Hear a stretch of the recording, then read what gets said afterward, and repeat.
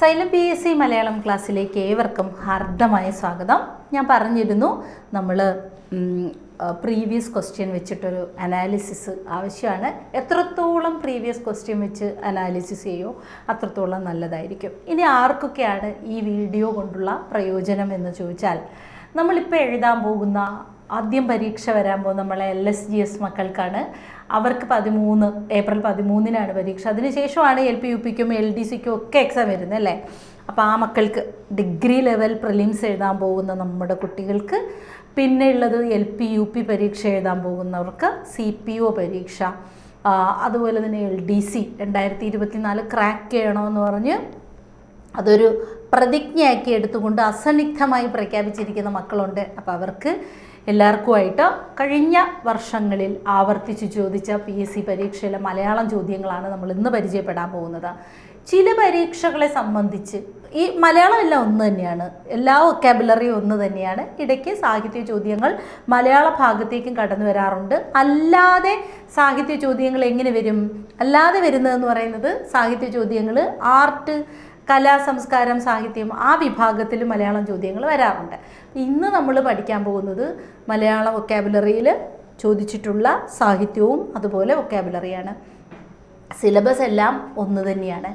ഇനി ചില പരീക്ഷകൾ വരുമ്പോൾ, ഡിഗ്രി ലെവൽ പരീക്ഷകൾ വരുമ്പോൾ മലയാളം ഒരല്പം കടുപ്പിക്കാറുണ്ട്. അതായത് മലയാളം ചോദ്യങ്ങളിലൊന്ന് കൺഫ്യൂഷൻ ഉണ്ടാക്കുന്ന രീതിയിലുള്ള ചോദ്യങ്ങൾ കൂടി നമ്മൾ പ്രതീക്ഷിക്കണം. എന്നാൽ LD ലെവൽ, ഒരു 10th +2 ലെവൽ പരീക്ഷകൾക്കൊക്കെ വരുമ്പോഴത്തേക്ക്, ഇപ്പം SSLC മെയിൻസ് ആ രീതിയിലൊക്കെ വരുന്ന പരീക്ഷകളിൽ താരതമ്യേന മലയാളം എളുപ്പമായിരിക്കും. പക്ഷെ പരീക്ഷയിൽ മാറ്റമൊന്നുമില്ലേ മക്കളെ. അതായത് പ്രിലിംസ് ഒഴിവാക്കിക്കൊണ്ട് മെയിൻസ് മാത്രം, അത് നമുക്കൊരു സൂചനയാണ്. ചിലപ്പോൾ ഡിഗ്രി ലെവലിലേക്ക് LDയും CPO ഒക്കെ മാറാനായിട്ടുള്ളൊരു ചാൻസ് ഉണ്ട്. പ്രിലിംസ് ഇല്ല, മെയിൻസ് മാത്രമേ ഉള്ളൂ. അങ്ങനത്തെ പരീക്ഷകളിൽ ഉദ്യോഗാർത്ഥികൾ ഒന്ന് അലർട്ടാവണം. അതായത് നമ്മളൊന്ന് മുൻകരുതൽ, മലയാളം എന്ന 10 മാർക്കും സ്കോർ ചെയ്യണം എന്നുള്ള ലക്ഷ്യത്തോടു കൂടി നമ്മൾ ഒരല്പം പാടുള്ള ചോദ്യങ്ങൾ കൂടി പരിചയപ്പെട്ട് നമുക്ക് പോകാം. അങ്ങനെ ഞാൻ ചോദ്യങ്ങളിലേക്ക് കടക്കുന്നു. അടിയിൽ വരച്ചിരിക്കുന്ന ശൈലിയുടെ ശരിയായ അർത്ഥം തിരഞ്ഞെടുക്കുക. അകത്തമ്മ ചമഞ്ഞ് നടക്കുന്നവരുടെ അവസ്ഥ പലപ്പോഴും അബദ്ധമായിരിക്കും. അകത്തമ്മ ചമയുക എന്ന ഒരു പ്രയോഗമുണ്ട് അല്ലേ. അകത്തമ്മ ചമയുക, എപ്പോഴും വീട്ടിൽ തന്നെ ഇരിക്കുക, വലിയ മേന്മ നടിക്കുക, അമ്മമാരുടെ വേഷം കെട്ടുക, മാതാപിതാക്കളെ അനുസരിക്കാതിരിക്കുക. നമുക്കറിയാം, അവളൊരകത്തമ്മ നമ്മൾ പറയില്ലേ. ചില കല്യാണങ്ങൾക്കൊക്കെ കൂടുമ്പോഴത്തേക്ക് ചിലരിങ്ങനെ എൻ്റെ ബന്ധുവാണ് ജില്ലാ കളക്ടർ, എൻ്റെ ബന്ധുവാണ് ഡോക്ടർ എന്നൊക്കെ പറഞ്ഞിട്ട് ചുമ്മാ ഇങ്ങനെ നമ്മളെ വെറുപ്പിച്ച് കളയും അല്ലേ. മേന്മ നടിക്കുക എന്ന് പറയും. പൊങ്ങച്ചം പറയൽ തന്നെയാണ് ഒരു കണക്കിന് അകത്തമ്മ. ഇതേ രീതിയിൽ തന്നെ ഉപയോഗിക്കുന്ന ഒരു പദമുണ്ട്, കെട്ടിലമ്മ. പക്ഷെ കെട്ടിലമ്മ എന്നത് ഒരു സ്ഥാനം കൂടിയാണ്. കെട്ടിലമ്മ സ്ത്രീലിംഗമാണ്. മാടമ്പിയുടെ സ്ത്രീലിംഗ രൂപമാണ് കെട്ടിലമ്മ. മാടമ്പി പുല്ലിംഗവും കെട്ടിലമ്മ സ്ത്രീലിംഗവുമാണ്. കെട്ടിലമ്മ ചമഞ്ഞാൽ കൊട്ടിയമ്പലം വരെ എന്നൊരു ചൊല്ലില്ലേ. അപ്പോൾ കെട്ടിലമ്മ മാടമ്പിയുടെ സ്ത്രീലിംഗം. ഓക്കെ അല്ലേ. അകത്തമ്മ, അകത്തമ്മ എന്നുള്ളൊരു പ്രയോഗം, ആത്തേമ്മ, അകത്തമ്മ എന്ന് നമ്പൂതിരിയുടെ എതിർലിംഗമായും പ്രയോഗിച്ച് കാണുന്നുണ്ട്. പക്ഷെ നമ്പൂതിരി എന്നതിന് അന്തർജനമാണ് സ്ത്രീലിംഗം. എങ്കിലും അകത്തമ്മ എന്നുള്ള ഒന്നുകൂടി പറയാറുണ്ട്. അന്തർജനം കൂടാതെ അകത്തമ്മ എന്നും പറയാറുണ്ട്. അടിയിൽ വരച്ചിരിക്കുന്ന വാക്യങ്ങളുടെ ഒറ്റപ്പദം തിരഞ്ഞെടുത്ത് എഴുതുക. രാമൻ്റെ അടുത്ത് തിരിച്ചെത്തിയ ഹനുമാൻ വളരെയധികം സംസാരിക്കുന്നവനായി കാണപ്പെട്ടു. ആക്ച്വലി വളരെയധികം സംസാരിക്കുന്ന ഒരാളിനെയാണ് വാചാലൻ എന്ന് പറയേണ്ടത്. പക്ഷെ PSCയുടെ ആൻസർ കീയിൽ അതിവാചാലനാണ് ഉണ്ടായിരുന്നത്. ഇവിടെ വലിയ മേന്മ നടിക്കുകയാണ് ആൻസർ. PSCയുടെ ആൻസർ കീയിൽ ഉണ്ടായിരുന്നത് അതിവാചാലനായതുകൊണ്ട് തന്നെ നമ്മൾ PSCയുടെ ആൻസറിലൊപ്പം പോകുന്നു. ധാരാളം സംസാരിക്കുന്ന ഒരാളെ വാചാലൻ എന്ന് വിളിക്കും. അതായത് പതിവിൽ കവിഞ്ഞ്, സാധാരണയിൽ കവിഞ്ഞ് സംസാരിക്കും. നമ്മൾ ഇംഗ്ലീഷിൽ പറയുമ്പോൾ ടോക്കറ്റീവ് എന്ന് പറയും അല്ലേ. അപ്പോൾ വാചാലൻ എന്നാൽ വളരെയധികം സംസാരിക്കുന്ന ആളാണ്. അപ്പോൾ വാചാലം എന്നൊരു പദമുണ്ട്, വാചാലം. അപ്പോൾ വാചാലം എന്ന പദത്തിൻ്റെ നേരെ വിപരീതം ചോദിച്ചാൽ, വാചാലമാണെങ്കിൽ ഈ നമ്മളിങ്ങനെ പറയില്ലേ, ഈ മൗനം പോലും വാചാലം, അങ്ങനെയില്ലേ, ഉണ്ടെന്ന് തോന്നുന്നു. വാചാലം എൻ മൗനമോ നിൻ മൗനമോ, ബാക്കി അറിഞ്ഞൂടാ. അപ്പോൾ വാചാലത്തിൻ്റെ വിപരീതം ചോദിച്ചാൽ മൗനമാണ്. ഇനി വാചാലനാണെങ്കിൽ നേരെ വിപരീതം വരുന്നത് എന്താണ്? വാഗ്മിയാണ്. അളന്നു കുറിച്ച് കാര്യമാത്ര പ്രസക്തമായി മാത്രം സംസാരിക്കുന്ന ആളുകളെ വിളിക്കുന്ന പേരാണ് വാഗ്മി. കാണാൻ ഒക്കുന്നുണ്ടോ? വാഗ്മി. അളന്നു കുറിച്ച് കാര്യമാത്ര പ്രസക്തമായി സംസാരിക്കുന്ന ആളിനെ വാഗ്മി എന്ന് വിളിക്കും. അപ്പോൾ ശരിക്കും പറഞ്ഞാൽ വാചാലൻ തന്നെയാണ് ശരി. പക്ഷെ PSCയുടെ ആൻസർ കീ അതിവാചാലൻ എന്നായിരുന്നത് കൊണ്ട് നമ്മൾ ഇനിയൊരു പരീക്ഷയ്ക്കോ റിസ്ക് വേണ്ട, അതിവാചാലൻ തന്നെ എടുക്കുക. അപ്പോഴേക്കും അവിടെ ചിലപ്പോൾ വാചാലനെ അടുത്ത ക്വസ്റ്റ്യനിൽ ഉണ്ടാവുള്ളൂ. സോ അലർട്ടായിരിക്കുക. വാചാലനോ അതിവാചാലനും തന്നാൽ അതിവാചാലൻ നമുക്ക് സെലക്ട് ചെയ്യാം. ശബ്ദധാരാവലിയിലും മറ്റും വളരെയധികം സംസാരിക്കുന്ന ആളെന്നുള്ള അർത്ഥത്തിൽ വാചാലനാണ് കൊടുത്തിരിക്കുന്നത്. പക്ഷെ അതിവാചാലനായതുകൊണ്ട് ആൻസർ കീയോടൊപ്പം തന്നെ പോവാം. ബ്രാക്കറ്റിൽ നിന്നും ശരിയായ വാക്ക് തിരഞ്ഞെടുത്ത് എഴുതുക. അന്തസ്, അന്തസ്, അന്തസ്, അന്തസ്. ഇതും ചോദ്യകർത്താവിൻ്റെ ഒരു അപര്യാപ്തമായ ഒരു അറിവിലേക്കാണ് നമ്മൾ പോകുന്നത്. കാരണം അന്തസ് എന്ന ഒരു പദം അത്യാവശ്യം പഠിച്ചു വെച്ച ഒരു ഉദ്യോഗാർത്ഥിയെ സംബന്ധിച്ച് ഈ ക്വസ്റ്റ്യനിൽ ആശങ്കയൊന്നുമില്ല. ശരിയായ പദമാണ് കൊടുത്തിരിക്കുന്നത്, മീനിങ് അല്ല. അത് തീർച്ചയായിട്ടും അഭിമാനം എന്നുള്ള അർത്ഥത്തിൽ നമ്മൾ അന്തസ് എന്ന പദം ഉപയോഗിക്കാറുണ്ട്. അഭിമാനം, അന്തസ് അല്ലേ. പക്ഷേ ഇങ്ങനെ ഒരു പദവും ഉണ്ട് ഭാഷയിൽ, ഭക്ഷണം എന്നുള്ള അർത്ഥത്തിൽ. അപ്പോൾ പിന്നെ ഈ അന്തസ് തെറ്റല്ലേ? അങ്ങനെ ഒരു ചോദ്യം തന്നെ തെറ്റല്ലേ? ബ്രാക്കറ്റിൽ നിന്ന് ശരിയായ വാക്ക് തിരഞ്ഞെടുത്ത് എഴുതുക എന്ന് പറഞ്ഞാൽ രണ്ടും ശരിയാണ്. പക്ഷെ PSCയുടെ ആൻസറിനോടൊപ്പം തന്നെ നമ്മൾ പോകുന്നു. ഈ അന്തസ്സിനെ നമ്മൾ എന്ത് ചെയ്യുന്നു? ആൻസർ ആക്കുന്നു. ഇവിടെ അതിവാചാലനെ ആൻസറാക്കും, ഇവിടെ B എന്ത് ചെയ്യും? ആൻസറാക്കും. ഓക്കെ അല്ലേ? അപ്പോൾ ഇവിടെ അന്തസ് ആണ്. അപ്പോൾ ഞാൻ പറഞ്ഞതുപോലെ ഒരു സാധാരണ ഉദ്യോഗാർത്ഥിക്ക് കൺഫ്യൂഷൻ ഇല്ലാത്ത ചോദ്യമാണ്. അതേസമയം നന്നായി മലയാളമൊക്കെ നമുക്കറിയാം. പോസ്റ്റ് ഗ്രാജുവേഷനും B.Edും സെറ്റും നെറ്റും ഒക്കെ ഉള്ള ആൾക്കാരൊക്കെയാണ് ഡിഗ്രി ലെവൽ പരീക്ഷ ചെയ്യുന്നത്. അവരെ സംബന്ധിച്ച് അവരെപ്പോഴെങ്കിലും ഈ അന്തസ് എന്ന പദം കൂടി കേട്ടിട്ടുണ്ടാവും. ഇതിൽ നിന്ന് ഏതെടുക്കണം എന്നുള്ളൊരു കൺഫ്യൂഷനുണ്ട്. അപ്പോൾ ചോദ്യകർത്താവ് ഈ അന്തസ് എന്ന പദത്തെ ശ്രദ്ധിച്ചില്ല, മറ്റേ അന്തസ്സിനെ തെറ്റാക്കി എഴുതുന്ന ശ്രമത്തിൽ മാത്രം ആയിപ്പോയി എന്നുള്ളതാണ്. എന്തായാലും നമുക്ക് ആൻസർ കീയോടൊപ്പം പോവാം. അടിയിൽ വരച്ചിരിക്കുന്ന പദത്തിൻ്റെ വിപരീതം കണ്ടെത്തുക. അനശ്വരത. അതും തെറ്റാണ്. ചോദ്യത്തിൽ തന്നെ കുറേ തെറ്റ് നമ്മൾ പഠിച്ചു വരുമ്പോൾ അല്ലെങ്കിൽ അറിഞ്ഞു വരുമ്പോഴാണ് ഈ തെറ്റ് മനസ്സിലാകുന്നത്. അനശ്വരതയല്ല, നശ്വരതയുമല്ല. നശ്വരം, അനശ്വരം അത് മതി. അതായത് നശിക്കാത്തത് അനശ്വരവും നശിക്കുന്നത് നശ്വരവുമാണ്. അങ്ങനെയാണെങ്കിൽ ഇവിടെ നശ്വരമാണ് കറക്റ്റ് ആൻസർ. നശ്വരമാണ്, അതിലൊന്നും നമുക്ക് ഡൗട്ടില്ല. പക്ഷെ അനശ്വര ചിന്തകളാണ് മനുഷ്യനെ ആത്മീയതയിലേക്ക് നയിക്കുന്നതെന്നാണ് വേണ്ടത്. അനശ്വരത വേണ്ട. അപാകത, അനശ്വരത, പക്വത ഒക്കെ തെറ്റാണ്. പക്കം, പക്വം, അപാകം, അനശ്വരം. ദൈന്യത തെറ്റ്, ദൈന്യമെന്ന് മതി. അത്തരത്തിൽ അനശ്വരമാണ് ശരി. പക്ഷെ നശ്വരം, അനശ്വരം. ഇനി പക്ഷേ ഇതേ അർത്ഥത്തിൽ ഉപയോഗിക്കുന്ന മറ്റൊരു പദമാണ് ശാശ്വതം എന്നുള്ള അർത്ഥം. ശാശ്വതം എന്നാൽ എന്നെന്നും നിലനിൽക്കുന്നത്, ശാശ്വതമായ സ്നേഹം എന്നൊക്കെ പറയും, എന്നെന്നും നിലനിൽക്കുന്നത്. അതിൻ്റെ നേരെ ഓപ്പോസിറ്റ് വന്നാൽ ക്ഷണികമാണ്. ക്ഷണം നേരം കൊണ്ട് കഴിയുന്നത്, ക്ഷണികമാണ് മനുഷ്യ ജീവിതം എന്നൊക്കെ പറയില്ലേ, അതായത് പെട്ടെന്നങ്ങ് കഴിയുന്നത് എന്നുള്ള അർത്ഥം. അപ്പോൾ ഇവിടെ നശ്വരമാണ് ആൻസറായത്. അടുത്തത് നദിയുടെ പര്യായം അല്ലാത്ത പദമേത് എന്നുള്ളതാണ് ക്വസ്റ്റ്യൻ. കുറച്ചൊരു കൺഫ്യൂസ്ഡ് ആകേണ്ടിയിരുന്നതാണ്. പക്ഷേ നമുക്കൊരു കണ്ടൻറ്റ് അറിയാമെങ്കിൽ നമുക്ക് ദ്വീപവതി, ധുനി, സ്രോതസ്സൊക്കെ നമുക്ക് ചെറിയൊരു കൺഫ്യൂഷനുള്ള പദങ്ങളാണെങ്കിലും D നമ്മൾ രക്ഷിച്ചു. നദിയുടെ പര്യായം അല്ലാത്തതാണ് ചോദിച്ചിരിക്കുന്നത്. പയോദമാണ് നദിയുടെ പര്യായം അല്ലാത്തത്. പയോദം എന്നാൽ മേഘമാണ്. പയോദം എന്താണ്? മേഘം. പയസിനെ ധരിച്ചത് പയോദം. ജലദം, വാരിദം, അമ്പുദം, അബ്ദം എന്നൊക്കെ പറഞ്ഞാൽ മേഘം എന്നുള്ള അർത്ഥമാണ്.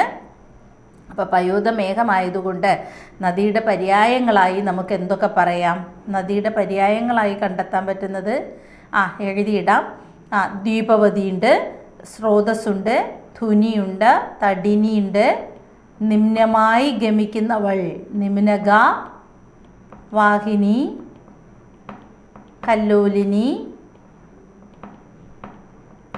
തരങ്കിണി ഒക്കെ നദിയുടെ പര്യായമാണ്. അപ്പം നദിയുടെ പര്യായമായി പറയാവുന്ന പദങ്ങൾ ഏതൊക്കെയാണ്? തടിനി, നിമ്നക, വാഹിനി, കല്ലോലിനി, തരങ്കിണി ഒക്കെ നദിയുടെ പര്യായമാണ്. അപ്പം ദീപവതി, ധുനി, സ്രോതസ്. പയോദം മേഘമായിരുന്നു. ഓക്കെ, അടുത്തതാ വാക്ക് അധികം മയം ചേർത്തെഴുതിയാൽ എന്താവും? നമ്മൾ പഠിച്ചിട്ടുള്ളതാണ്, പലപ്പോഴും ആവർത്തിച്ച് പരീക്ഷയ്ക്ക് വന്നിട്ടുള്ളതാണ്. ഓപ്ഷൻ സി ആയിരുന്നു ആൻസർ. വാങ്മയമാണ് ആൻസർ. വാങ്മയം അല്ലേ? അതുപോലെ നമ്മൾ പഠിച്ചിട്ടുണ്ടായിരുന്നു തൊക് മാംസം. തൊക് അധികം മാംസം ചേർത്തെഴുതിയാൽ തൊങ്മാംസം ആവും. തൊങ്മാംസം വാങ്മയം. ഓക്കെ അല്ലേ? അപ്പോൾ ഇവിടെ ഖ് മാ ചേരുമ്പോൾ ങ്ങായാകും എന്നുള്ള ആദേശസന്ധി റൂൾ പ്രകാരം വാങ്മയം. പലവുരു പിരിച്ചെഴുതുക. പല അധികം ഉരു ആണ് ആൻസർ. ഇവിടെ വ് വന്ന് ആഗമിക്കും. വ് ആഗമിക്കും. പലവുരു എന്ന് പറഞ്ഞാൽ അതിൻ്റെ അർത്ഥം പല തവണ, പല പ്രാവശ്യം എന്നാണ് അർത്ഥം. പലവുരു, പലതവണ, പല പ്രാവശ്യം എന്നൊക്കെയുള്ള അർത്ഥമാണ്. ഓക്കെ അല്ലേ? സെറ്റായല്ലോ? Okay, yes. പലവുരു, വ് വ് ഉ വു, പലവുരു. വാ ആഗമിക്കുന്നതിന് ഉദാഹരണം. Okay, yes. ഇനി സംസ്കൃതത്തിലുള്ളതും മലയാളത്തിലില്ലാത്തതുമായ വചനരൂപം ഏതാണ്? സംസ്കൃതത്തിലുള്ളതും മലയാളത്തിലില്ലാത്തതുമായ വചനരൂപം. അത് നമ്മൾ കൂടുതലൊന്നും ടെൻഷൻ അടിക്കേണ്ട ആവശ്യമില്ല. നമ്മൾ പഠിച്ചിട്ടുണ്ട് വചനത്തെ രണ്ടായി തിരിക്കുമെന്ന്. ഏതൊക്കെ? ഏകവചനവും ബഹുവചനവും നമ്മൾ പഠിച്ചിട്ടുണ്ട്. അപ്പോൾ അതുകൊണ്ട് തന്നെ ആദ്യത്തേത് അങ്ങ് എലിമിനേറ്റ് ചെയ്യാൻ പറ്റും. അതുപോലെ ഈ സിയും എലിമിനേറ്റ് ചെയ്യും. കാരണം നമുക്ക് ചുറ്റുമുള്ള വസ്തുക്കൾ എത്രത്തോളം ഉണ്ട് എന്ന് കാണിക്കുന്ന വ്യാകരണ രൂപമാണ് വചനം. വചനം രണ്ട് വിധം, ഏകവചനവും ബഹുവചനവും. അപ്പോൾ എന്തായാലും ഭാഷയിൽ ഇല്ലാത്തതാണ് ചോദിച്ചിരിക്കുന്നത്. ഏകവചനവും ബഹുവചനവും ഭാഷയിലുണ്ട്. പിന്നെ നമ്മൾ പഠിച്ചു ബഹുവചനത്തിനെ വീണ്ടും മൂന്നായി തിരിക്കും. എന്താ? സലിംഗ ബഹുവചനം, അലിംഗ. സലിംഗ ബഹുവചനം, അലിംഗ ബഹുവചനം, പൂജക ബഹുവചനം. അപ്പോൾ ഇത് നമ്മൾ പഠിച്ച കണ്ടൻ്റാണ്. വചനത്തെ രണ്ടായി തിരിക്കാം, ഏകവചനം, ബഹുവചനം. ബഹുവചനത്തെ വീണ്ടും മൂന്നായി തിരിക്കാം, സലിംഗ ബഹുവചനം, അലിംഗ ബഹുവചനം, പൂജക ബഹുവചനം എന്ന്. അപ്പം നമ്മൾ പഠിച്ചു. അങ്ങനെയാണെങ്കിൽ പിന്നെ ദേ ഈ ഡിയും കൂടി അങ്ങ് എലിമിനേറ്റ് ചെയ്യാം.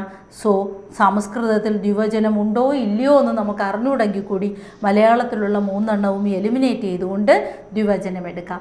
ഒന്നിൽ കൂടുതൽ, അതായത് രണ്ട് വരുന്നതിനെ സംസ്കൃതത്തിൽ ദ്വിവചനം എന്നാണ് പറയുന്നത്. പക്ഷെ നമുക്ക് രണ്ട് എന്നുള്ളൊരു കാറ്റഗറി ഇല്ല. നമ്മൾ ഒന്നിൽ കൂടുതൽ ഏതുണ്ടെങ്കിലും അതിനെ ബഹുവചനം എന്നാണ് പറയുന്നത്. സംസ്കൃതത്തിലാണ് ദ്വിവചനം ഉള്ളത്, മലയാളത്തിൽ ദ്വിവചനം ഇല്ല. അപ്പോൾ ഇവിടെ ഓപ്ഷൻ ബി ആയിരുന്നു ആൻസർ. ഓക്കെ അല്ലേ? മലാല യൂസഫ്സായിയുടെ ആത്മകഥ മലയാളത്തിലേക്ക് പരിഭാഷപ്പെടുത്തിയത് ആര് എന്നുള്ളതാണ് ക്വസ്റ്റ്യൻ. ആൻസർ PV ആൽബി ആണ്.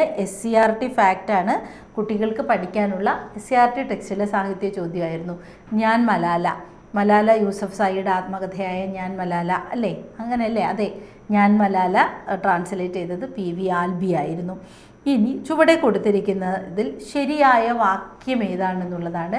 4 വ്യത്യസ്ത ചോദ്യങ്ങൾ തന്നിട്ട്, 4 വ്യത്യസ്ത വാക്യങ്ങൾ തന്നിട്ട് അതിൽ നമുക്ക് വേണ്ടത് ശരിയായ വാക്യം മാത്രമാണ്. ജാഥയിൽ ഏകദേശം 1000-ഓളം ആളുകളുണ്ടായിരുന്നു. ഉദ്ദേശം 20-നടുത്ത് കുടുംബങ്ങൾ മാത്രമേ അവിടെ താമസിക്കുന്നുള്ളൂ. ഏറെക്കുറെ 50-ന് അധികം ആളുകളെ വന്നുള്ളൂ. 40-ലധികം വണ്ടികൾ ഈ റൂട്ടിൽ ഓടുന്നു. ആദ്യത്തെ വാക്യത്തിലേക്ക് പോവാം. ജാഥയിൽ ഏകദേശം, അപ്പം ഏകദേശവും ഓളവും ഒരേ രീതിയിൽ ഉപയോഗിക്കുന്ന പദങ്ങളാണ്. ഏകദേശം ഒരു ഉറപ്പില്ല, ഒരു നമ്പർ ഫിക്സ് അല്ലെങ്കിൽ ഏകദേശം എന്ന് പറയും. അതുപോലെ ഓളം എന്ന് പറഞ്ഞാലും ഒരു ഉറപ്പില്ലാത്ത നമ്പറാണെങ്കിൽ ഓളം എന്ന് പറയും. അപ്പോൾ അതുകൊണ്ട് തന്നെ നമ്മളിവിടെ ഇതിനെ അങ്ങ് എലിമിനേറ്റ് ചെയ്യുന്നു. ഉദ്ദേശം 20-നടുത്ത് കുടുംബങ്ങൾ മാത്രമേ അവിടെ താമസിക്കുന്നുള്ളൂ. ഉദ്ദേശം 20 കുടുംബങ്ങൾ എന്ന് പറയുമ്പോൾ 20 എന്ന നമ്പർ ഉറപ്പില്ല അല്ലേ? പിന്നെ എന്തിനാണ് 20-നടുത്ത് എന്ന് പറയുന്നത്? ഏകദേശം ഒഴിവാക്കിയിട്ട് 20-നടുത്ത് കുടുംബങ്ങൾ അവിടെ താമസിക്കുന്നു എന്ന് പറഞ്ഞാൽ ശരിയാണ്. കാരണം 20 എന്ന ഡിജിറ്റിനടുത്ത് എന്നുള്ളൊരു സൂചന മാത്രമാണ് നമുക്കിവിടെ വേണ്ടത്, പ്രോപ്പർ 20 അല്ല. അപ്പോൾ പിന്നെ ഉദ്ദേശവും 20-നടുത്ത് എന്നുകൂടി പറഞ്ഞതുകൊണ്ട് അതും കളയുന്നു. ഇനി 50-ലധികം ആളുകളെ വന്നുള്ളൂ എന്ന് പറയുമ്പോൾ 51 ആവാം, 55 ആവാം, 56 ആവാം, 60 ആവാം. ഏകദേശം അല്ലല്ല, 50-ൽ പരമല്ല, 50-നകം എന്നാണല്ലേ പറഞ്ഞിരിക്കുന്നത്. അപ്പം 50-നുള്ളിൽ ഒരു 45, 46, 47, 48, 49, 50-നകം. അപ്പോൾ പിന്നെ അവിടെ ഇനി എന്തിനാണ് ഏറെക്കുറെ? 50-ലധികം ആളുകളെ വന്നുള്ളൂ എന്ന് പറയുമ്പോൾ നമ്മൾ തന്നെ കണക്കാക്കും, ഒരു 46, 47 ഒക്കെ വന്നു കാണും. അതുകൊണ്ടാണ് 50-നകം എന്ന് പറയുന്നത്. അപ്പോൾ അവിടെ ഈ ഏറെക്കുറയുടെ ആവശ്യം ഇല്ല, അതും നമ്മൾ എലിമിനേറ്റ് ചെയ്യുന്നു. 40-ലധികം വണ്ടികൾ ഈ റൂട്ടിൽ ഓടുന്നു. അതിൽ പിന്നെ വേറെ കുഴപ്പമില്ല, ഏറെക്കുറയെന്നോ ഏകദേശമെന്നോ ഓളമെന്നോ ഒന്നുമില്ല. 40-ലധികം വണ്ടികൾ ഈ റൂട്ടിൽ ഓടുന്നു എന്ന് പറയുന്നതാണ് ശരി. കാരണം 40-ന് ശേഷം എത്ര വേണമെങ്കിലും ആവാം. 40-ലധികം വണ്ടികൾ ഈ റൂട്ടിൽ ഓടുന്നു എന്ന് പറയുന്നതിൽ തെറ്റില്ല. 40-ലധികം എത്ര വേണമെങ്കിലും നമുക്കൊരു നമ്പറാക്കി എടുക്കാം. ഓക്കെ അല്ലേ? അപ്പോൾ 80-ൻ്റെ ആൻസർ ഡി ആയിരുന്നു. ബാക്കിയൊക്കെ ഓളവും ഏകദേശവും ഉദ്ദേശവും പിന്നെ അടുത്ത് അതുപോലെ ഏറെക്കുറെ അകം ഇങ്ങനെയൊക്കെ പറയുമ്പോൾ മൊത്തത്തിൽ കൺഫ്യൂഷനാണ്. സോ നമ്മൾ ഡി തന്നെ എടുക്കുന്നു. ഇനി ശരിയായ പ്രയോഗം തിരിച്ചറിയുകയാണ്. വിശ്വസ്തൻ. 91-ാമത്തെ ചോദ്യം വിശ്വസ്തൻ. പലപ്പോഴും നമ്മളെ മക്കൾ ഇതാണ്ട് ഇങ്ങനെ ഇടും വിശ്വസ്തൻ. തെറ്റാണ്. എപ്പോഴും വിശ്വസ്തത എന്നെഴുതുന്നത് ഇങ്ങനെയാണ്, വിശ്വസ്തതയാണ്. വിശ്വസ്തം, ജനകോടികളുടെ വിശ്വസ്ത സ്ഥാപനം അല്ലേ? പാവം ആളിനെ ഓർമ്മ വന്നു. ജനകോടികളുടെ വിശ്വസ്ത സ്ഥാപനം. അപ്പോൾ വിശ്വസ്തം ഇതാണ്, വിശ്വസ്തത, വിശ്വസ്തൻ. കണ്ടോ? കണ്ടില്ലേ? ഗുമസ്തൻ എന്ന് എഴുതുമ്പോഴും ഇങ്ങനെ തന്നെ, ഗുമസ്തൻ. കണ്ടേ? വിശ്വസ്തൻ. അപ്പോൾ ഗുമസ്തനും ഇത് തന്നെ. അതേസമയം കാര്യസ്ഥൻ എന്ന് എഴുതുമ്പോൾ ഇങ്ങനെ എഴുതും. അസ്വസ്ഥൻ എന്ന് എഴുതുമ്പോഴും അസ്വസ്ഥത, അസ്വസ്ഥൻ, ഇതാണ് അസ്വസ്ഥൻ. അപ്പോൾ അസ്വസ്ഥനും കാര്യസ്ഥനും ഒക്കെ രഥത്തിൻ്റെ ത, വിശ്വസ്തതയും ഗുമസ്തനും തറയുടെ ത. താഴെ തന്നിരിക്കുന്നതിൽ കാട് പര്യായ ശബ്ദം കണ്ടെത്തുക എന്നുള്ളതാണ്. കാട് അല്ലേ? കാടിന് നമുക്ക് അടവി പറയാം. ഓപ്ഷൻ എ അടവി. വാപി എന്ന് വെച്ചാൽ കുളമാണ്. എൻ്റെ വീടിനടുത്ത താമര നിറച്ചും താമരയുള്ള ഒരു വാപി ഉണ്ട് എന്ന് പറഞ്ഞാൽ കുളമുണ്ട്. കന്ധരം എന്താണ്? കഴുത്താണ്. കന്ധരം കഴുത്ത്. ഇനി കന്ധരമാണെങ്കിലോ ഗുഹയാണ്. ഈ അഡീഷണൽ പോയിൻറ്റ്സ് എഴുതിയിടുന്ന കൂടി ഞാൻ ഈ ക്വസ്റ്റ്യൻ ഡിസ്കസ് ചെയ്യുമ്പം അനുബന്ധ വസ്തുതകൾ എഴുതുന്നുണ്ട്. അതുകൂടി കമ്പൾസറി ഒന്ന് എഴുതാനേ. എനിക്കറിയില്ല എന്തുകൊണ്ടാണോ എന്തോ നാവ് പൊന്നാകും പോലെ ഈ അനുബന്ധ വസ്തുതകൾ എഴുതിയിടുന്നത് അടുത്ത പരീക്ഷയ്ക്ക് വരുന്നുണ്ട്. ചിലപ്പം പേനത്തുമ്പിലെ ഭാഗ്യം, ഈ ടാബിൻ്റെ പേനയുടെ ഭാഗ്യമൊക്കെ ആയിരിക്കും കേട്ടോ. ഞാൻ കഴിഞ്ഞ ദിവസം ഇങ്ങനെ ഇന്ദുഗോപം പാട്ട് നമ്മുടെ യൂട്യൂബ് വീഡിയോയിലില്ലേ, മന്ദസമീരനിൽ, അത് തന്നെ, ഒഴുകി ഒഴുകിയെത്തും ഇന്ദുഗോപം നീ, അതിങ്ങനെ പാടിയിട്ട് ഇന്ദുഗോപത്തിൻ്റെ അടുത്ത് തൈജസഗീതം എഴുതി വെച്ചു. വെറുതെ ഒന്ന് മിന്നാമിനിങ്ങിൻ്റെ പര്യായം തൈജസഗീതം, ഹദ്യോതമൊക്കെ മിന്നാമിനിങ്ങിൻ്റെ പര്യായം. പക്ഷെ ഞാൻ ഹദ്യോതം എഴുതാൻ വിട്ടുപോയേ. തൈജസഗീതം ജസ്റ്റ് ഒന്ന് എഴുതിയുള്ളൂ. പിറ്റേന്ന് നടന്ന പരീക്ഷയിൽ തൈജസഗീതം പര്യായം ചോദിച്ചു. പിന്നെ ഭയങ്കര കോൺഫിഡൻസ് ആയി. ഇതുപോലെയൊക്കെ എഴുതിയിടുന്നതല്ല വരുന്നുണ്ട് കേട്ടോ. അപ്പം നമുക്ക് ഈ എഴുതിയിടുന്നത് ഒരല്പ ശ്രദ്ധ കൊടുത്ത് അതുകൂടി ഒന്ന് പഠിച്ചോ. അങ്ങനൊന്നുമല്ല, റിപ്പീറ്റഡായിട്ട് ചോദിക്കുന്ന കാര്യങ്ങളാണ് ചോദിക്കണേ. അല്ലാതെ എനിക്ക് ഈ കോയിൻസിഡൻസിലൊന്നും വലിയ വിശ്വാസമില്ല. റിപ്പീറ്റഡായിട്ട് ചോദിക്കുന്ന കാര്യം BSc അതിങ്ങനെ ജസ്റ്റ് എഴുതിയിടും. കന്ധരം, ചിലപ്പോൾ കന്ധരം കഴുത്തായിരിക്കും പഠിക്കുന്നത്. കന്ധരം ഗുഹ എന്ന് അഡീഷണൽ എഴുതാനായിരിക്കും പരീക്ഷയ്ക്ക് വരുന്നത്. പാദപം എന്ന് പറഞ്ഞാൽ മരം, പാദം കൊണ്ട് പാനം ചെയ്യുന്നത്. വൃക്ഷത്തിൻ്റെ പാദമല്ലേ അതിൻ്റെ വേര്, ആ വേരിൽ നിന്നും വെള്ളം വലിച്ചെടുത്തല്ലേ അത് കുടിക്കുന്നത്. അതുകൊണ്ട് പാദം കൊണ്ട് പാനം ചെയ്യുന്നത് എന്നുള്ള അർത്ഥത്തിൽ മരത്തിന് പാദപം എന്നൊരു പര്യായം കൂടിയുണ്ട്. ഇനി ഡിഗ്രി എന്ന പദത്തിൻ്റെ മലയാള പരിഭാഷ. നമുക്ക് ചോദിക്കാം വക്കീലിനെ വിളിച്ചിട്ട്, വക്കീലെ എൻ്റെ കേസിൻ്റെ ഡിഗ്രി എന്തായി എന്ന് ചോദിക്കാം. ഡിഗ്രി അപ്പോൾ കേസിൻ്റെ ഡിഗ്രി മീൻസ് വിധിയാണ്, ജഡ്ജ്മെൻറ്റ്. അപ്പോൾ വക്കീലെ എൻ്റെ കേസിൻ്റെ ഡിഗ്രി അല്ലേ, ഡിഗ്രി വിധിന്യായം മീൻസ് നമ്മുടെ എന്താ പറയുക വിധി മീൻസ് ജഡ്ജ്മെൻറ്റ് എന്നൊക്കെ പറയുന്നത്, ഫൈനൽ വിധി, അത് തന്നെ. ഒറ്റപ്പദം എഴുതുക. കൃഷിയെ സംബന്ധിക്കുന്നത്.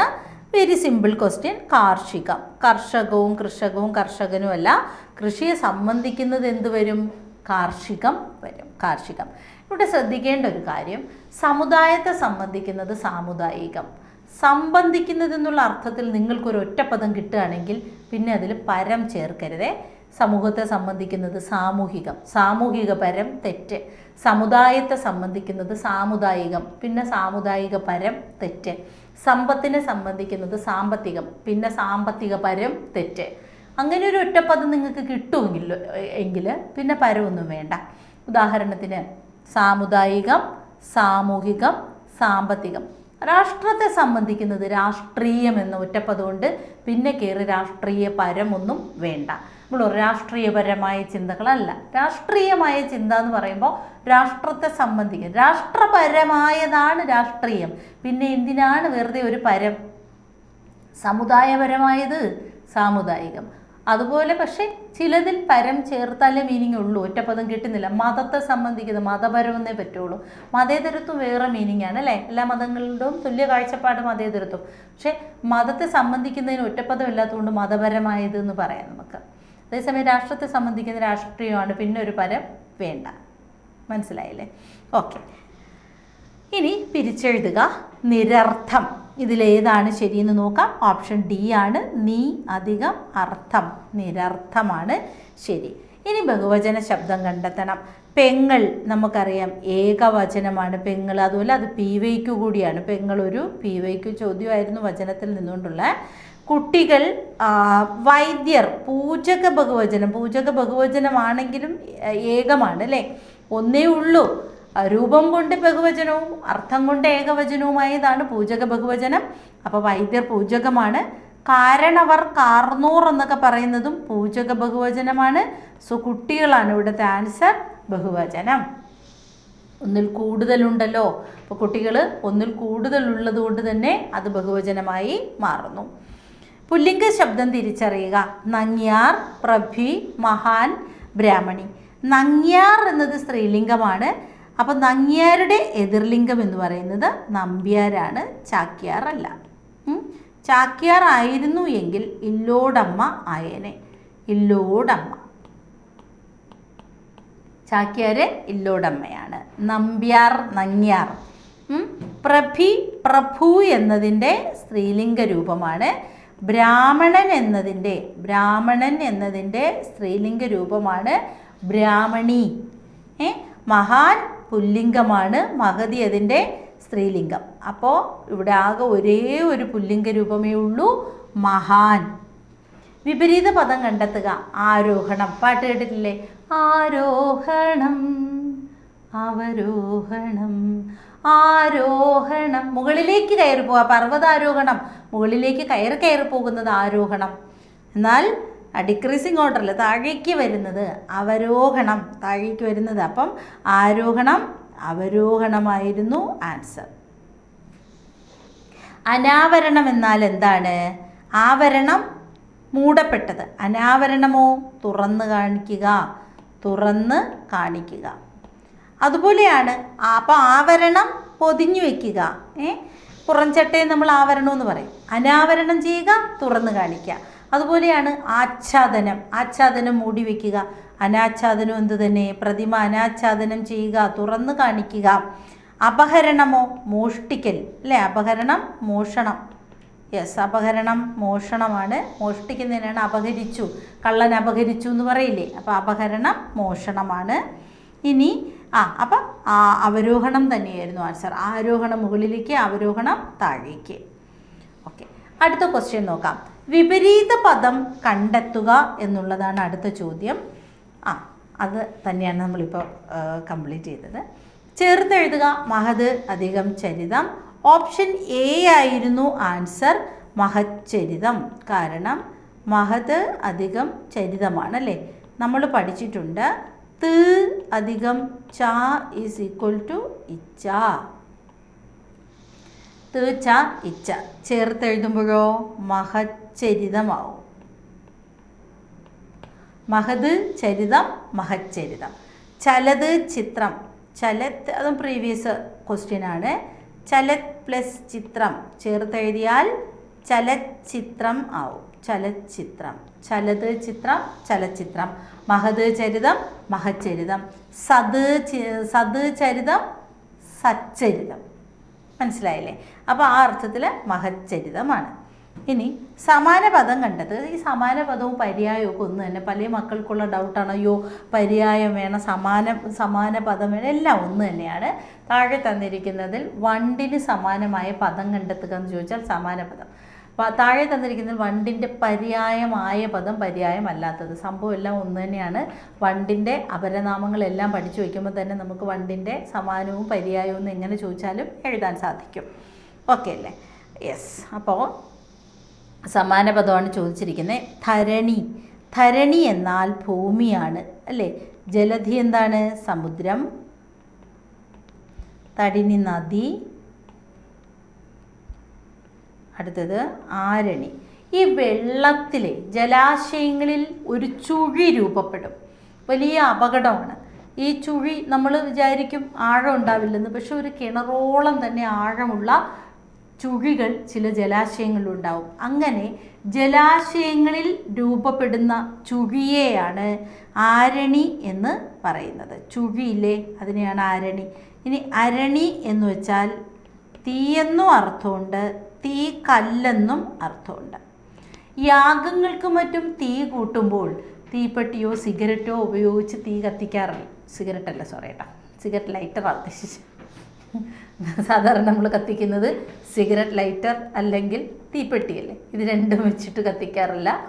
യാഗങ്ങൾക്കും മറ്റും തീ ഉണ്ടാക്കുമ്പോൾ, യാഗത്തിനും മറ്റും തയ്യാറാക്കുമ്പോൾ, ഹോമമൊക്കെ തയ്യാറാക്കുമ്പോൾ അരണി വെച്ചിട്ട് കടയും. അതിനാണ് തീക്കല്ലെന്ന് പറയുന്നത്. അരണി കടഞ്ഞാണ് എന്തുണ്ടാക്കുന്നത്? തീ ഉണ്ടാക്കുന്നത്. സിഗരറ്റ് വെച്ച് കത്തിക്കില്ല, സോറി. സിഗരറ്റിനൊരു പ്രൊമോഷൻ തന്നു എന്ന് പറഞ്ഞിട്ട് ട്രോളരുത്. അപ്പം അരണി തീക്കല്ലെന്നും തീയെന്നും പറയാം. തീക്കല്ല് ഉരച്ചുണ്ടാക്കുന്ന കല്ലിനെയാണ് അരണി എന്ന് പറയുന്നത്. ഇനി ആരണി ജലാശയങ്ങളിൽ രൂപപ്പെടുന്ന ചുഴിയുണ്ട്. ഓക്കെ അല്ലേ? ഇനി നമുക്ക് അടുത്ത സെക്ഷൻ ചോദ്യത്തിലേക്കാണ് പോകുന്നത്. ശരിയായ പദമേത് എന്നുള്ളതാണ് ക്വസ്റ്റ്യൻ.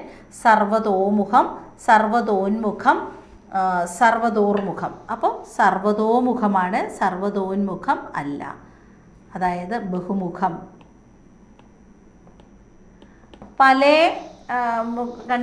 പല ആസ്പെക്റ്റിൽ എന്നുള്ള അർത്ഥത്തിലാണ് സർവതോമുഖമായ പുരോഗതിയാണ്, ഭാരതത്തിൻ്റെ സർവതോമുഖമായ പുരോഗതിയാണ് ഉദ്ദേശിക്കുന്നതെന്ന് പറഞ്ഞാൽ എല്ലാ രീതിയിലുമുള്ളൊരു പുരോഗതി എന്നുള്ള അർത്ഥം. താഴെ തന്നിരിക്കുന്നതിൽ ശരിയായ പദമേത്? അസ്ഥിവാരം ശരിയാണ്. പരിണത ഫലം ശരിയാണ്. ഇത് തെറ്റാണ്. ഒന്നും. അപ്പം നമ്മൾ 1ഉം 2ഉം കിട്ടി. 1ഉം 2ഉം വരുന്നത് ഇതല്ലേ ഉള്ളൂ. അതുകൊണ്ട് നമുക്കിതങ്ങ് എടുക്കാം. ആഠ്യത്വമാണ്. ആഠ്യത്വം. അതുപോലെ വ്യത്യസ്തം. വിശ്വസ്തത പോലെ വ്യത്യസ്തം. ഓക്കെ. അപ്പോൾ 1ഉം 2ഉമാണ് ശരി. ഓപ്ഷൻ ബി ആയിരുന്നു ശരി. ഒറ്റപ്പദമാക്കുക ഋഷിയെ സംബന്ധിച്ചത് ആവർത്തിച്ചൊക്കെ ചോദിക്കുന്ന ക്വസ്റ്റ്യനാണ്. ആർഷം. എന്നാൽ ഋഷിമാരാൽ പറയപ്പെട്ടതാണെങ്കിൽ ഋഷിപ്രോക്തമാണ്. വേദങ്ങൾ, സാമവേദം, യജുർവേദം, അഥർവവേദം, അതുപോലെ ഋഗ്വേദം, ഈ വേദങ്ങളൊക്കെ ഋഷിപ്രോക്തമാണ് എന്ന് പറഞ്ഞാൽ ഋഷിമാരാൽ പറയപ്പെട്ടത്. വേദങ്ങളൊക്കെ ഋഷിപ്രോക്തമാണ് എന്ന് വെച്ചാൽ ഋഷിമാരാൽ പറയപ്പെട്ടതാണ്. ഋഷിയെ സംബന്ധിക്കുന്നത് എന്തോ അത് ആർഷം. ഋഷിയെ സംബന്ധിക്കുന്നതിന് നമ്മൾ എന്ത് പറയും? ആർഷമെന്ന് പറയും. ഓക്കെ. നമുക്ക് അർത്ഥം കണ്ടെത്തുകയിലേക്ക് പോകാം. അർത്ഥം കണ്ടെത്തുക. യെസ്. ബിഭിത്സ നമ്മൾ അധികം കേട്ടിട്ടുള്ളതല്ല. ഭേദിക്കാനുള്ള ആഗ്രഹത്തിനെയാണ് ബിഭിത്സ എന്ന് പറയുന്നത്. ജുഗുപ്സയോ? ജുഗുപ്സ ജുഗുപ്സ ജുഗുപ്സ എന്ന് പറഞ്ഞാൽ അസൂയ എന്നുള്ള അർത്ഥമാണ്. ജുഗുപ്സ അസൂയ. ഇനി ബീഭത്സമുണ്ട്. ബീഭത്സം വെറുപ്പ് ഉളവാക്കുന്നത്. വെറുപ്പ് ഉളവാക്കുന്നത്. ബീഭത്സം എന്നാൽ വെറുപ്പുളവാക്കുന്നത്. ബിഭിത്സ എന്താണ്? ഭേദിക്കാൻ, മുറിക്കാൻ, ഭേദിച്ചു മാറ്റാനുള്ള ആഗ്രഹത്തിനാണ് ബിഭിത്സ. ജുഗുപ്സ അസൂയാണ്. ബീഭത്സം വെറുപ്പ് ഉളവാക്കുന്നത്. വെളുപ്പല്ല, വെറുപ്പാണേ.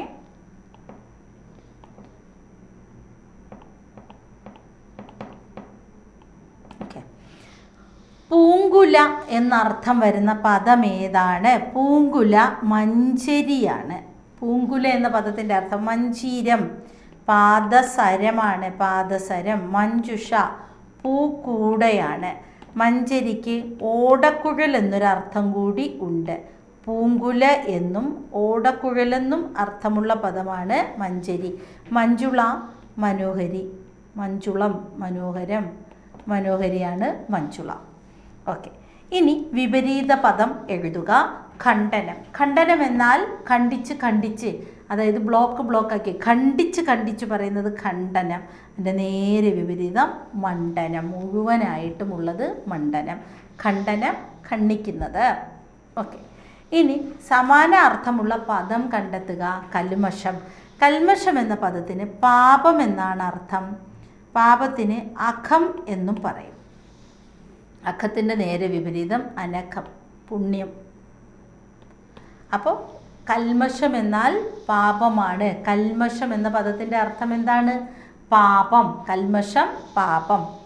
ഇനി വിപരീതം എഴുതുക. പരദേശം. പരദേശത്തിന് സ്വദേശമാണ് എന്ത്?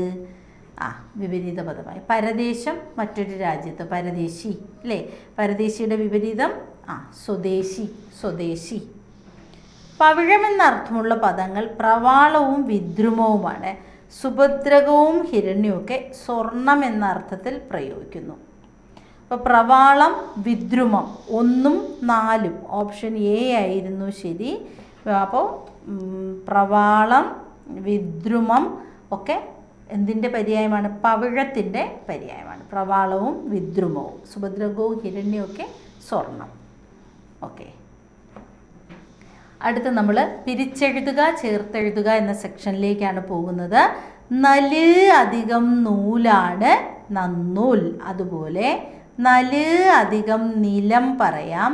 ചേർത്തെഴുതുമ്പോൾ നന്നിലം എന്ന പദം കിട്ടും. നന്നിലം. നല് നിലം നന്നിലം. നല് നൂൽ നന്നൂൽ. ന് അല്ലേ? ന്. അപ്പോൾ ല് പോയി ന് വരുന്നതിന് ഉദാഹരണമാണ് ഇതെല്ലാം. യെസ്. അടുത്തത് സ്വരസന്ധിക്ക് ഉദാഹരണം. ഈ ഒരു ക്വസ്റ്റ്യൻ PSC സ്വരസന്ധി അല്ലേ?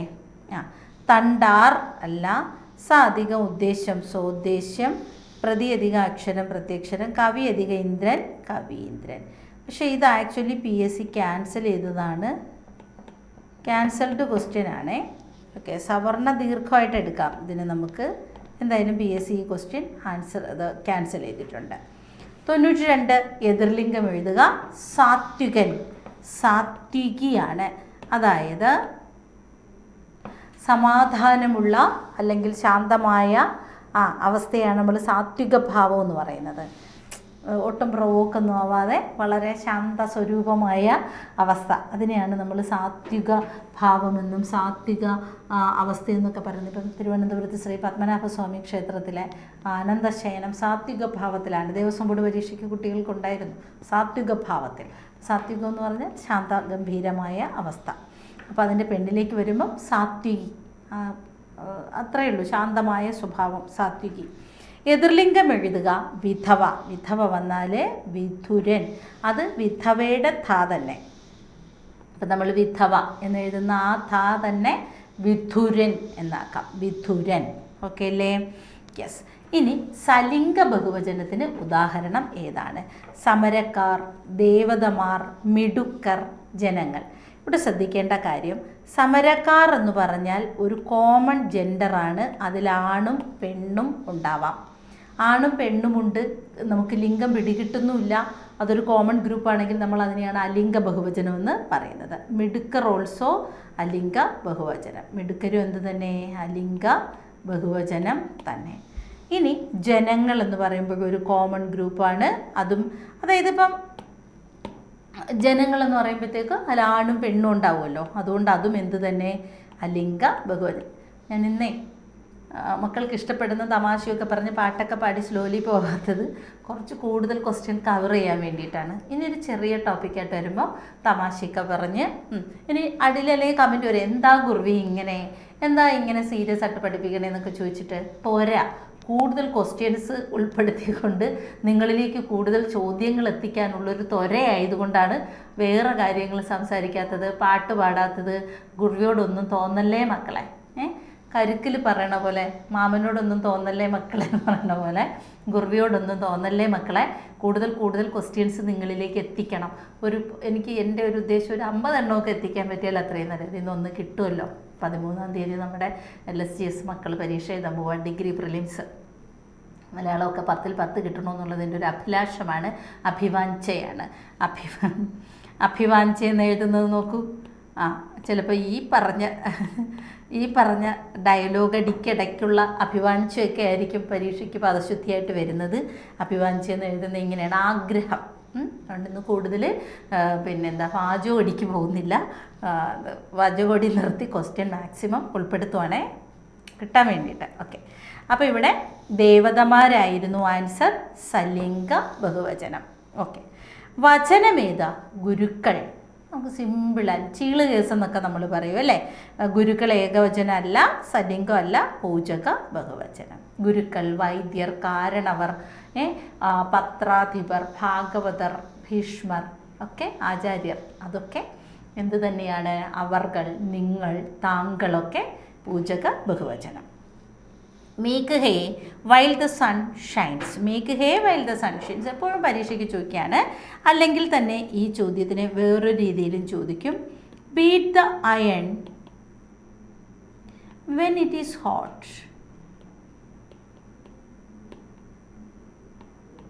Beat the iron when it is hot എന്ന് പറഞ്ഞാൽ വെയിലുള്ളപ്പോൾ വൈക്കോൽ ഉണക്കണം എന്ന അർത്ഥത്തിൽ തന്നെയാണ് മേക്ക് ഹേ വൈൽ ദ സൺഷൈൻസ്. പയ്യെ തിന്നാൽ പനയും തിന്നാം, കാറ്റുള്ളപ്പോൾ പാറ്റുക, മിന്നുന്നതെല്ലാം പൊന്നല്ല, വേണമെങ്കിൽ ചക്ക വെയിലിലും കായ്ക്കും, കാറ്റുള്ളപ്പോൾ പാറ്റുക. സാഹചര്യം ഏറ്റവും അനുകൂലമായിരിക്കുമ്പോൾ, ഇപ്പം നിങ്ങൾ തന്നെ കല്യാണം കഴിക്കാത്ത മക്കളൊക്കെ ഉണ്ടാവും അല്ലേ, കല്യാണം കഴിച്ച മക്കളും ഉണ്ടാവും. മക്കളൊക്കെ കുഞ്ഞി മക്കളുള്ള പിന്നെ ഉദ്യോഗാർത്ഥികളൊക്കെ ഉണ്ട്. അറിയാം അവരത്രയ്ക്ക് സ്ട്രഗിൾ ചെയ്യുന്നുണ്ട്, കുട്ടികളെ നോക്കണം, വീട്ടുകാര്യങ്ങളൊക്കെ നോക്കണം, ഇതിനിടയിൽ പഠിക്കുകയും വേണം, നമ്മുടെ പിന്നെ അച്ചീവ് ചെയ്യണം, ആ ഡ്രീം അച്ചീവ് ചെയ്യണം. അതിനുള്ളൊരു പോരാട്ടത്തിലാണ്. പക്ഷെ നമുക്ക് കല്യാണം കഴിക്കാത്ത മക്കളെ സംബന്ധിച്ചിടത്തോളം പറയാം, ഇത് നിങ്ങൾക്കൊരു സാഹചര്യമാണ്. ഇപ്പോൾ മറ്റൊന്നിനെക്കുറിച്ചും ചിന്തിക്കേണ്ട, ബോധേഡാവണ്ട, നമ്മൾ കമ്മിറ്റഡ് അല്ല. കുട്ടികളെ നോക്കണം, വീട്ടുകാര്യം നോക്കണം, അത്യാവശ്യം വീട്ടിൽ അമ്മയൊക്കെ കാര്യങ്ങളൊക്കെ ചെയ്യാനുണ്ടാവും, നിങ്ങൾക്ക് കുറച്ച് ജോലി ഉണ്ടാവുമെങ്കിൽ കൂടി ഉത്തരവാദിത്വം ആൺമക്കളെ സംബന്ധിച്ചും അങ്ങനെ തന്നെ ഉത്തരവാദിത്വം കുറച്ച് കുറവായിരിക്കും. ഇരുന്ന് പഠിച്ചോളാൻ പറയും വീട്ടിലൊക്കെ. അപ്പോൾ ഇപ്പോൾ കാറ്റുള്ളപ്പോൾ സമയമാണ്, നന്നായിട്ട് പാറ്റിക്കോ. രാവിലെ തൊട്ട് വൈകിട്ട് വരെ പാറ്റുക, രാത്രിയും പാറ്റുക.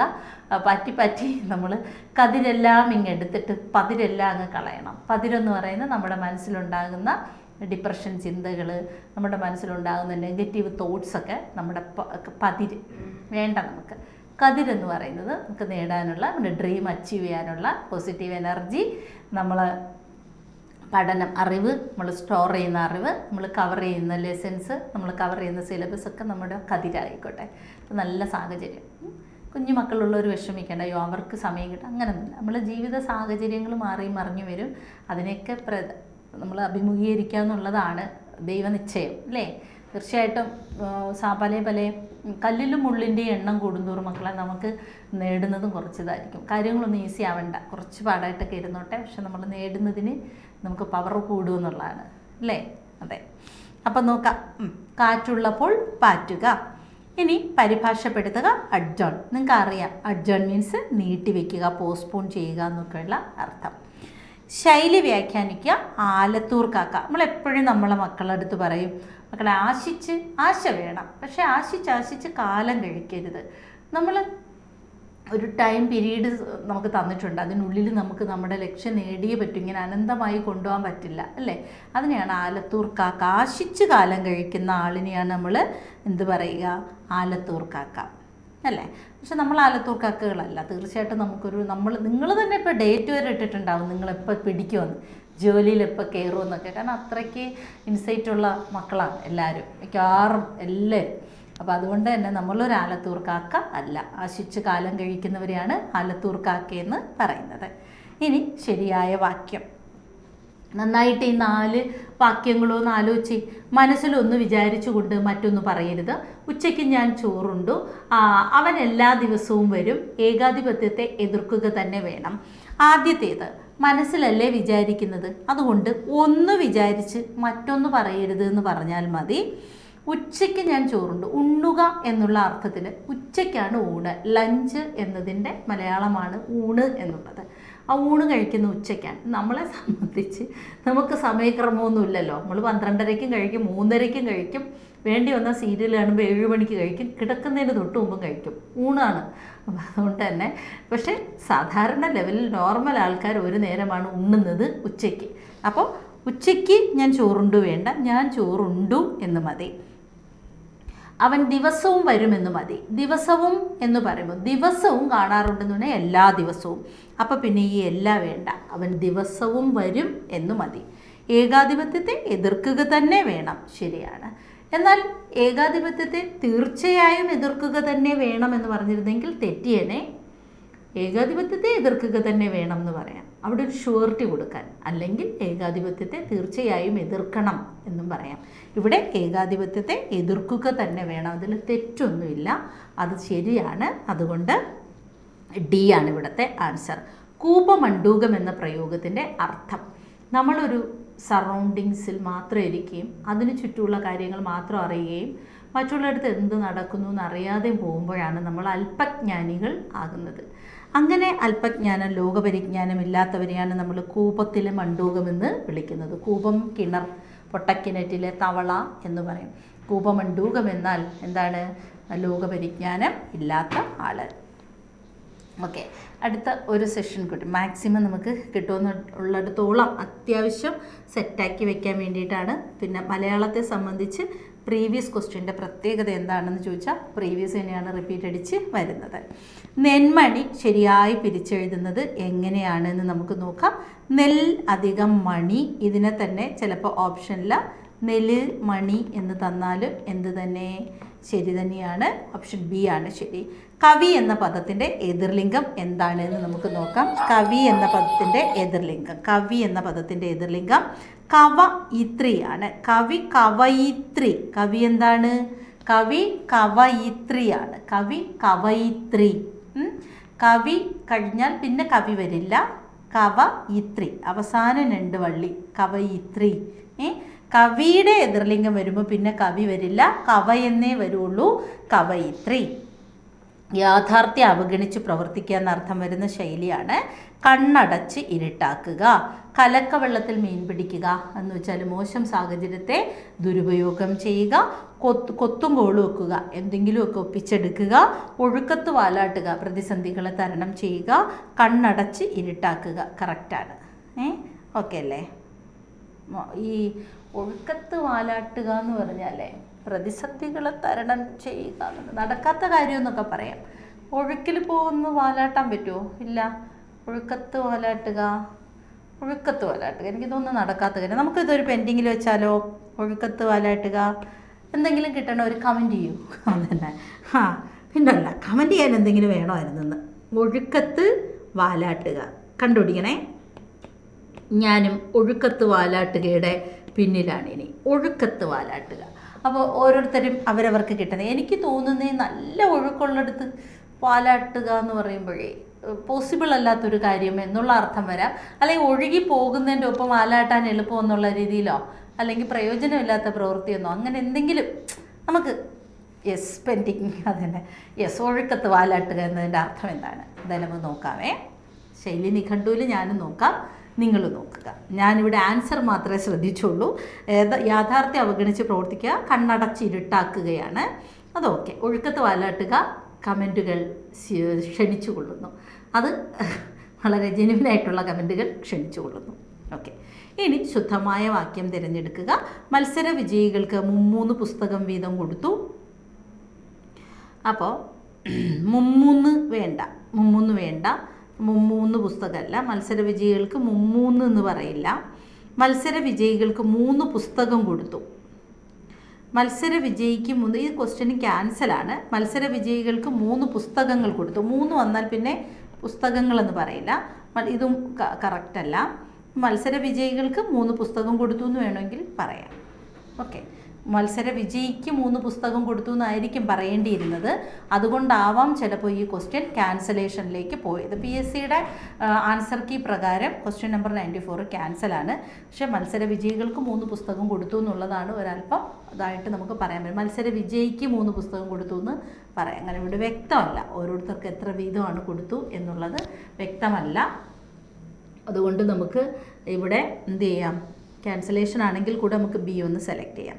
കാട്ടുമനുഷ്യൻ എന്നത് താഴെ കൊടുത്തിരിക്കുന്നതിൽ ഏതിൻ്റെ ഒറ്റപ്പദമാണ്? കാട്ടിൽ ജീവിക്കുന്ന മനുഷ്യനാണോ? കാടുകൊണ്ട് ഉപജീവനം കഴിക്കുന്ന മനുഷ്യനാണോ? കാട്ടിൽ നിന്ന് വരുന്ന മനുഷ്യനാണോ? കാട്ടിൽ ജനിച്ചു വളർന്ന മനുഷ്യനാണോ? കാട്ടിൽ ജനിച്ചു വളർന്ന മനുഷ്യനെയാണ് നമ്മൾ കാട്ടുമനുഷ്യൻ എന്ന് വിളിക്കുന്നത്. ആ കാട്ടിൽ തന്നെ ബോൺ ആൻഡ് ബ്രോട്ടപ്പ് എന്ന് പറഞ്ഞ പോലെ കാട്ടിൽ തന്നെ ജനിച്ചു വളർന്ന ആളിനെയാണ് നമ്മൾ കാട്ടുമനുഷ്യൻ എന്ന് വിളിക്കുന്നത്. കടൽ എന്ന അർത്ഥം വരുന്ന മറ്റൊരു പദം ഏതാണ് എന്നുള്ളതാണ്. അർണവമാണ് കടൽ എന്ന അർത്ഥം വരുന്നത്. ശാർദൂലം കടുവയാണ്. അശ്മം കല്ലാണ്. അതുപോലെ വാചി കുതിരയുമാണ്. അപ്പോൾ ഇവിടെ അർണവമാണ് കടൽ എന്ന് അർത്ഥം വരുന്നത്. താഴെ കൊടുത്തിരിക്കുന്നതിൽ ശരിയായ പദം തിരഞ്ഞെടുത്ത് എഴുതുക. അസ്ഥികൂടം തെറ്റാണ്. കാരണം ഇങ്ങനെയാണ് അസ്ഥികൂടം എന്നെഴുതുന്നത്. ശരിയാണ്. അസ്ഥിക്കൂടവും ഇതൊന്നും വേണ്ട. അപ്പോൾ കറക്റ്റ് എന്താണ്? അസ്ഥികൂടം. അത് തന്നെ ആൻസർ വന്നു. യെസ്, ഓപ്ഷൻ B ആണ് ആൻസർ. പ്രശാന്തം എന്ന പദത്തിൻ്റെ വിപരീതം എന്താണെന്നാണ്. പ്രശാന്തം എന്ന പദത്തിന് പ്രക്ഷുബ്ധം എന്നാണ് അർത്ഥം. ഓക്കെ, ദോഷമാണ് നിർദോഷം. ദോഷം, നിർദോഷം. പ്രഭാതത്തിൻ്റെ വിപരീതമാണ് എന്ത്? പ്രഭാതം, പ്രദോഷം. ശാന്തം പക്ഷേ നിശാന്തം വരില്ല. ശാന്തത്തിന് 3 വിപരീത പദങ്ങളുണ്ട്. ഏതൊക്കെയാണ് ശാന്തത്തിൻ്റെ വിപരീത പദം? ഉഗ്രം, അശാന്തം, രൗദ്രം. അപ്പോൾ ശാന്തത്തിന് 3 വിപരീത പദങ്ങൾ പറയാം. ഏതൊക്കെ? ഉഗ്രം, അശാന്തം, രൗദ്രം. അങ്ങനെ 3 വിപരീത പദങ്ങളാണ് ശാന്തത്തിനുള്ളത്. ഓക്കെ അല്ലേ?